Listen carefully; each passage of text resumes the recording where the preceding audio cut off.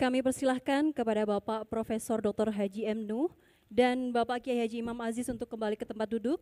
Dilanjutkan sambutan Ketua Umum Pengurus Besar Nahdlatul Ulama, Bapak Profesor Dr. Kiai Haji Said Akil Siroj MA.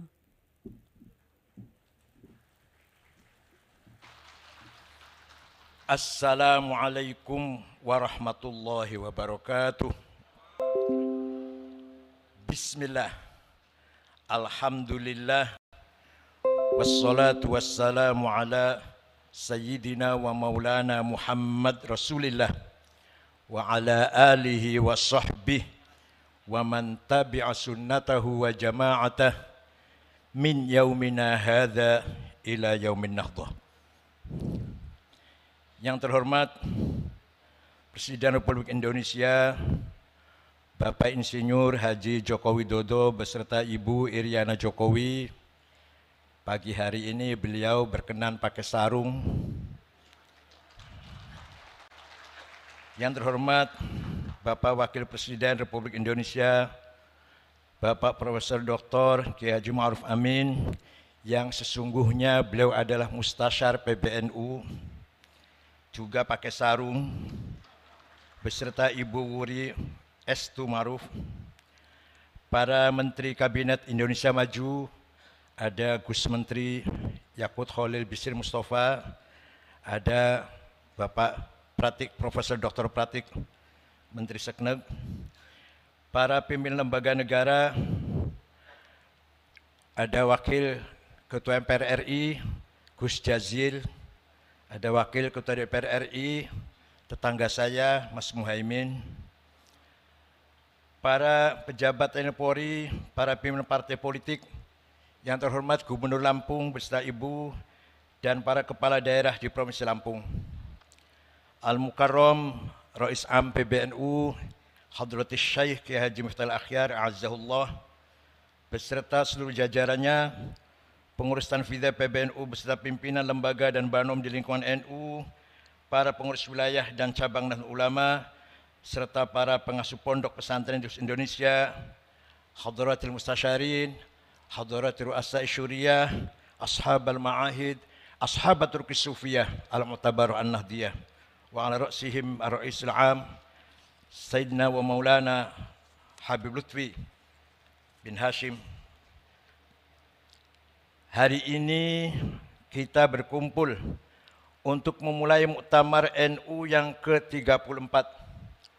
Alhamdulillah, segala puji hanya milik Allah yang menakdirkan kita menjadi saksi pergantian abad jam'iyah ini.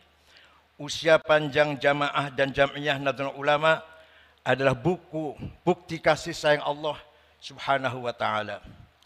Seabad yang lalu kita sama-sama tahu NU berdiri sebagai jawaban atas pertanyaan dan tantangan zaman. Islam harus terlibat memberi warna pada zaman yang tak menentu, mencari-cari cara agar cahaya Allah terlihat terang dan tak padam oleh kekufuran. Para kiai terpanggil untuk menjawab tantangan dunia yang sedang bergolak dari sudut pandang agama.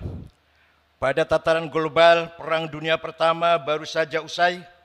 Sistem monarki berbasis agama mulai terasa tak memadai, dan gelombang wahabisasi sebagai embrio radikalisme berkibar di Hijaz. Sementara di Nusantara, patriotisme mulai menemukan bentuknya. Perlawanan terhadap penjajahan, kemiskinan, dan ketidakadilan bermuara pada apa yang hari ini sering kita kenang sebagai era kebangkitan nasional. Di era itu, NU sebagai jam'iyah sepenuhnya lahir dari transformasi praktik kemandirian jamaah, yakni kemandirian komunitas pesantren yang selama berabad-abad bertahan hidup dalam tekanan kolonialisme. Agustus 1945, bom atom sekutu meledak di Nagasaki dan Hiroshima. Ledakan itu menandai akhir Perang Dunia Kedua, sekaligus membuktikan betapa akselerasi teknologi bisa sedemikian merusak kehidupan bersama. Sesudahnya dunia menyaksikan satu demi satu kelahiran banyak negara bangsa. Dunia berubah, umat manusia lalu terjepit di antara dua pilihan masa depan. pilihan untuk menjadi negara sekuler atau menjadi negara agama. Suasana zaman pada saat NU lahir diliputi pertanyaan besar. Apakah selepas perang demi perang, setelah begitu banyak darah tumpah, kita sebagai umat manusia bisa hidup untuk saling berbagi di atas bumi Allah? Kalaupun bisa, bagaimana caranya? Belasan tahun hidup di Arab membuat saya menghayati arti penting NU untuk Indonesia dan dunia. Dengan segala hormat, di Arab agama sedari awal tidak menjadi unsur aktif dalam mengisi makna nasionalisme. Bila Anda membaca sejarah dan naskah konstitusi negara-negara Arab, Anda akan segera tahu betapa mahal dan berharga naskah pembukaan Undang-Undang Dasar 45 yang kita punyai. Di Arab, pejuang nasionalis bukan pejuang agama. Pejuang agama bukan pejuang nasionalis. Di Indonesia, Hadrat Syekh Ghazi Hasyim Asy'ari, pejuang Islam, dalam waktu yang sama pejuang nasionalis. Di Timur Tengah, tidak banyak kita jumpai ulama yang nasionalis, sebagaimana sangat jarang kita ketemukan kaum nasionalis yang sekaligus ulama.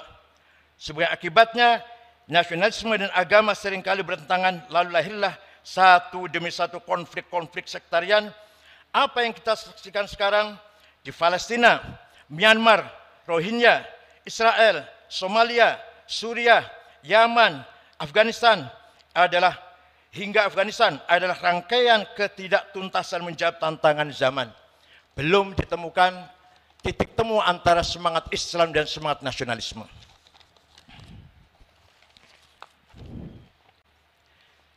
Nasionalisme dan agama adalah dua kutub yang paling menguatkan. Keduanya jangan dipertentangkan. Demikianlah pusaka wasiat dari Hadrat Syekh Hasyim Asy'ari yang diamini dan disuarakan ribuan ulama pesantren. Dan dengan demikian kita mengerti bahwa ujian atas sikap tawassut, ujian moderasi polarisasi dua kutub ekstrim memang sudah khas NU sejak awal mula pendiriannya. Mereka yang tidak paham sikap NU atas HTI maupun FPI barangkali memang belum mengerti betapa berat amanah moderasi kutub-kutub ekstrim di negeri ini. Bagi NU dan pesantren, menjaga NKRI adalah amanah karena hanya dengan bersetia kepada konstitusi, tatanan beragama dapat diselenggarakan. Sikap tawassut atau moderat mustahil tercapai tanpa kemandirian. Usia NU yang mencapai hampir seabad ini antara lain disebabkan kemandirian dalam pengertian setia kepada prinsip-prinsip dan nilai-nilai dasar agama, kemandirian dalam pengertian sanggup menyusun agenda-agendanya sendiri, kemandirian dalam arti teguh membawakan ruhuddin dan ruhul wataniyah, semangat agama dan semangat nasionalisme, dan ruhul ta'addudiyah, semangat pluralis kebinekaan. Kemandirian dalam bidang politik, ekonomi dan budaya, kemandirian dalam arti sanggup bergaul dan berbagi dengan siapa saja sembari menjaga harga diri.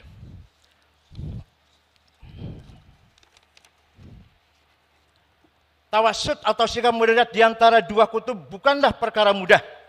Tawassut mempersyaratkan kecakapan, pengetahuan dan kebijaksanaan. Dua hal inilah yang diteladankan para imam madhab dan ulama-ulama kita. Sementara untuk menjadi ekstrim, seseorang cukup bermodalkan semangat dan fanatisme belaka. Asar pengetahuan dan kebijaksanaan pada gilirannya mewujud dalam sikap kemandirian. Pribadi-pribadi besar dalam sejarah panjang NU dan pesantren adalah kisah-kisah mengenai kemandirian.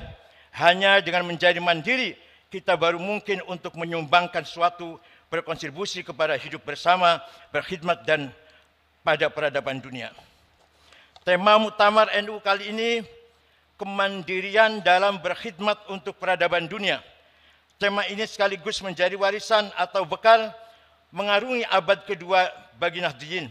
Untuk terus mengembangkan berbagai peran kemanusiaan, mereka litakunu syuhada'a 'alan nas, syuhudan dinian, syuhudan thaqafiyan, syuhudan haldorian, syuhudan ijma'iyan wa insanian. Lalu bagaimanakah NU satu abad ke depan yang kita bayangkan? Usia kita masing-masing hanya Allah yang tahu, tapi usia NU kita berharap langgeng dan tegak ila yaumil qiyamah. Maka sikap tawasud kembali diuji hari-hari ini. Tak hanya di Indonesia, tapi di seluruh dunia. Problem-problem lama bawaan abad lalu belum seluruhnya tertangani. Sedangkan masalah-masalah baru datang bertubi-tubi. Masalah yang berkisar pada perubahan iklim, kesenjangan ekonomi, bioteknologi, polarisasi percakapan dan identitas, radikalisme, terorisme, dan krisis energi. Sementara itu, laju teknologi bergerak secara eksponensial, menawarkan kemudahan-kemudahan praktis dengan risiko-risiko yang tak sepenuhnya bisa diperkirakan.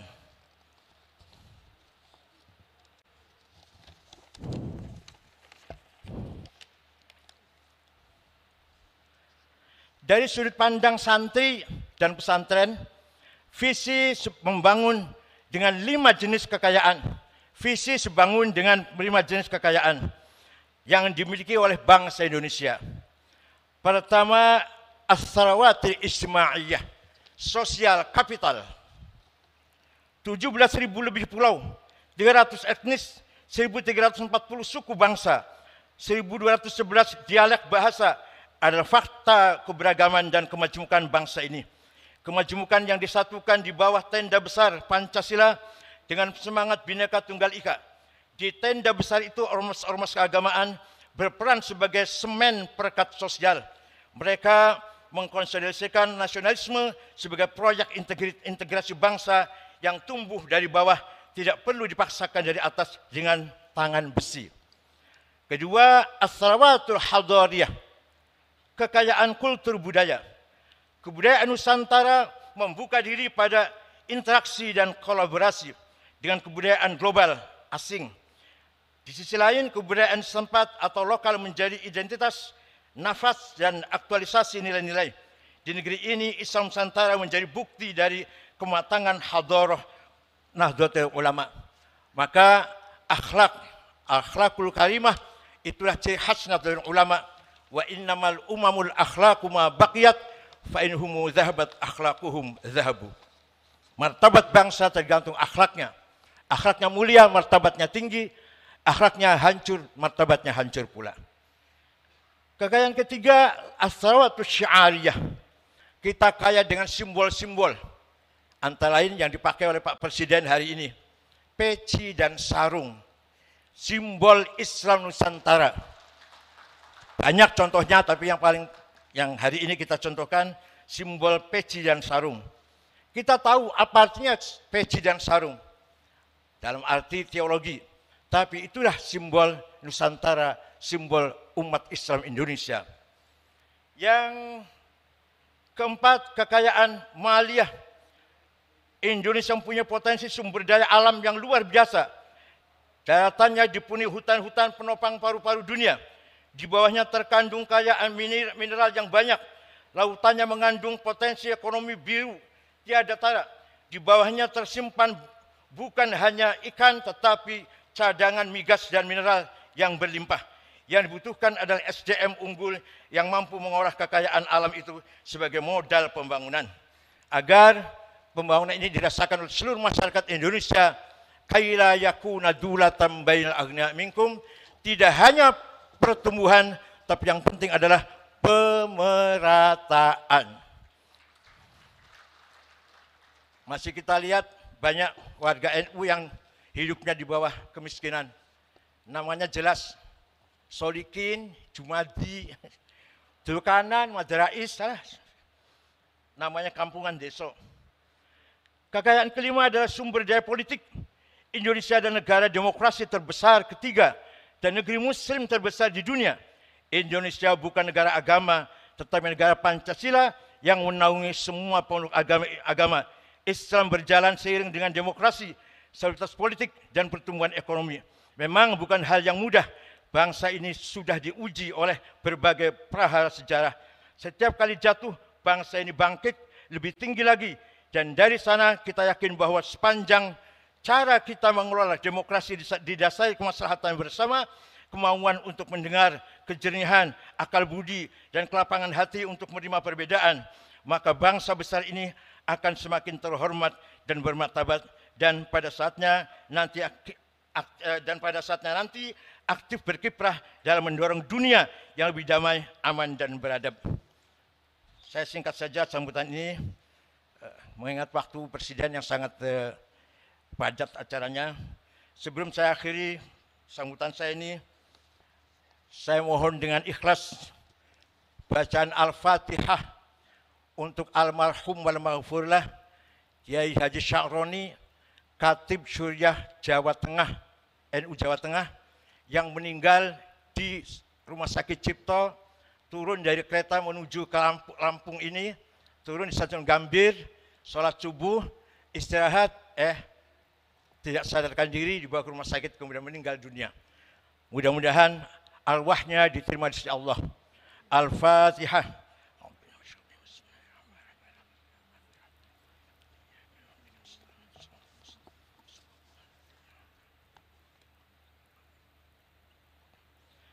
Amin.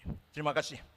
Demikian, mohon Bapak Presiden berkenan memberi arahan sekaligus membuka muktamar ke-34 di Lampung ini.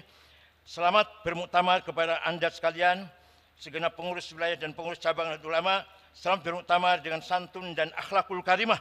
Selamat menyongsong abad kedua Nahdlatul Ulama. Syukran wa dumtum fil khairil barakati wan najah. Wallahul muwaffiq lakum thoriq. Wassalamualaikum warahmatullahi wabarakatuh.